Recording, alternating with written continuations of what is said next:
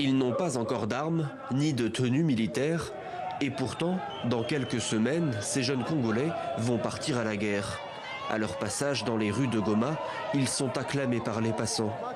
Ces centaines de volontaires ont répondu à l'appel du président Félix Tshisekedi pour aller se battre contre les rebelles du M23.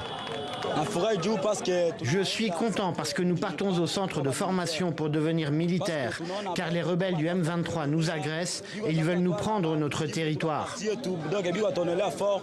Le gouvernement congolais dit vouloir repousser le groupe rebelle du M23 jusqu'à la frontière rwandaise. Kinshasa accuse d'ailleurs le Rwanda d'être directement impliqué dans le conflit, ce que Kigali dément.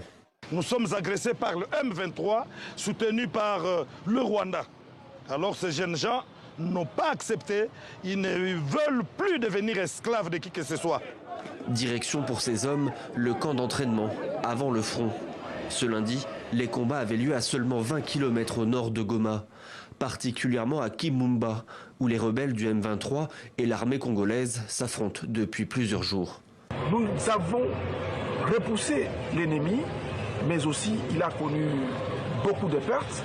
Et à l'heure où je vous parle, nous sommes en train de les attaquer en profondeur. Ils sont en train de reculer et l'objectif des forces armées de la République démocratique du Congo, c'est de ramener cette agression d'où elle est venue.